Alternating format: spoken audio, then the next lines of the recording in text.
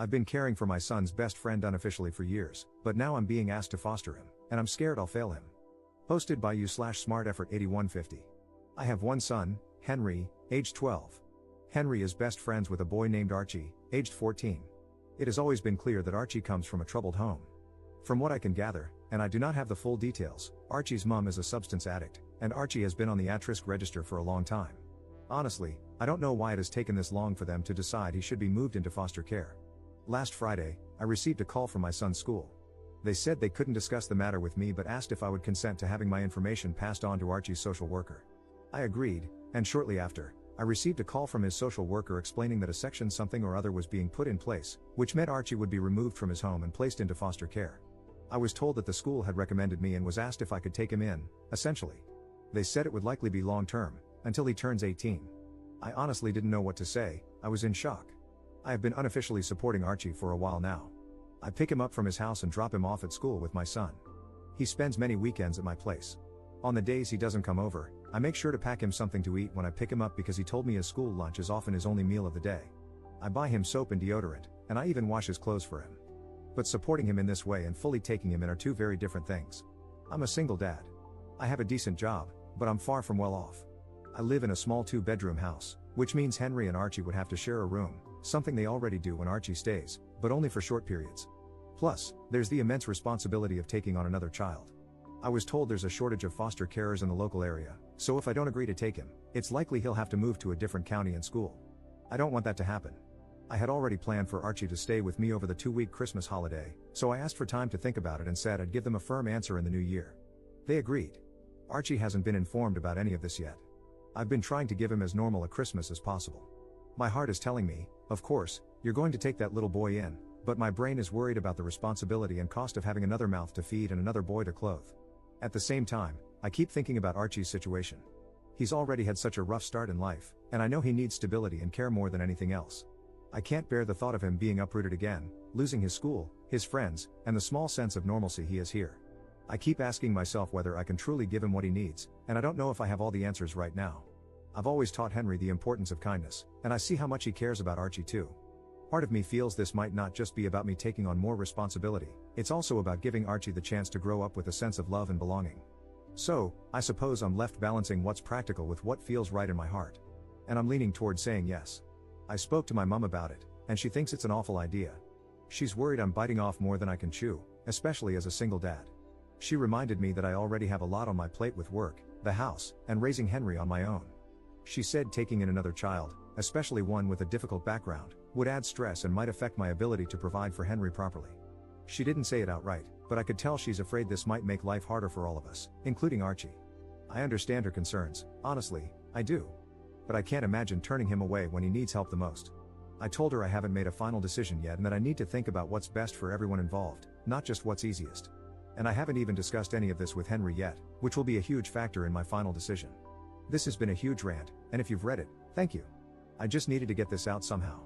Update 5 days later. I just wanted to give an update and say a huge thank you for all the responses.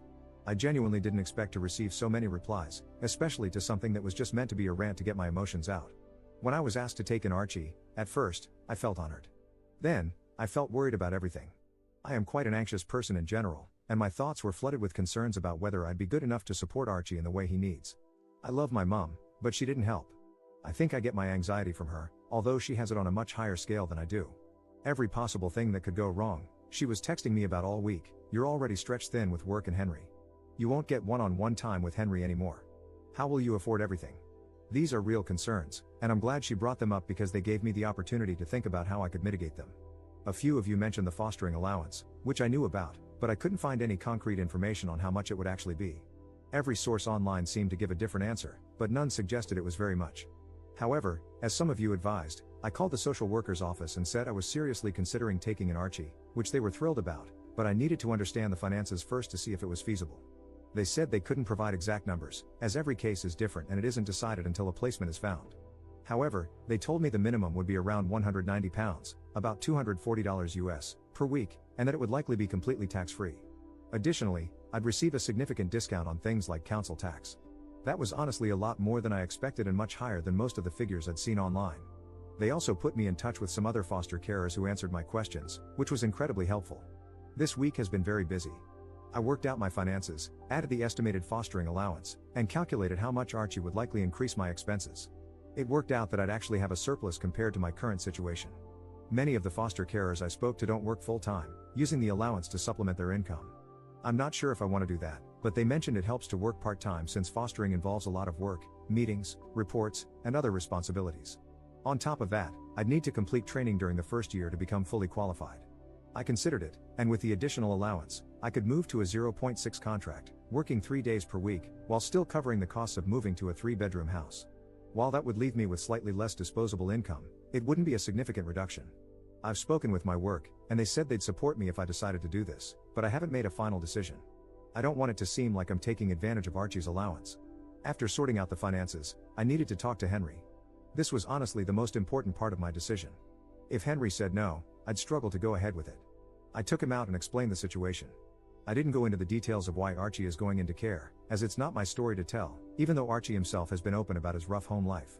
I discussed the potential challenges, less one-on-one time, less privacy, at least in the short term while we find a bigger house, and so on. Henry was incredibly supportive. He said that he and Archie had talked about how they both wished Archie could come and live with us. I told him not to mention anything to Archie yet until I had the chance to speak with him, and he agreed. Yesterday, I arranged for social services to come over. Archie, his social worker, and I sat down to talk. They told Archie he was going to be placed in foster care. Archie cried a lot, I cried a lot, and he asked to see his mom, which the social worker said they'd arrange as soon as possible. In that moment, Archie didn't seem like a teenager, he seemed like a small child whose world was crumbling. Then they asked Archie if he'd want to stay with me. Although he was still distraught about being in care, he said he'd love to stay with me. We discussed what it would mean and how it would affect us. Afterward, Archie and his social worker spoke privately, and then the social worker and I talked.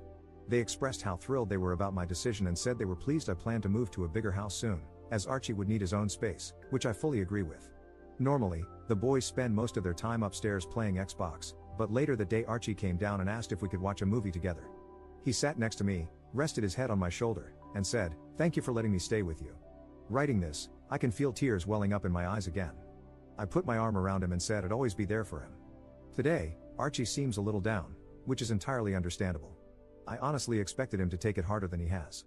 To cheer him up, we're going to see the new Lion King movie, even though I hate those live-action films, but this is for Archie, and then going out to eat, letting the boys choose where. I might return in a few months to give an update on how things are going. For now, I'm just hoping everything will be okay. I know the first few months will be the hardest. Thank you, everyone. Editor's note. Stealing this comment from you/EffectiveCricket93 to explain what type of fostering is involved here. It depends. This is called a friends and family placement in England, where social services have decided it's in the child's best interest to be placed with a familiar person rather than in a traditional foster placement. Friends and family placements can have a looser set of restrictions compared to traditional placements. However, OP would only be cleared to take in Archie. For example, he wouldn't be able to take in another child unless he decided to undergo full training. They would be able to make decisions that differ from those in a traditional foster home.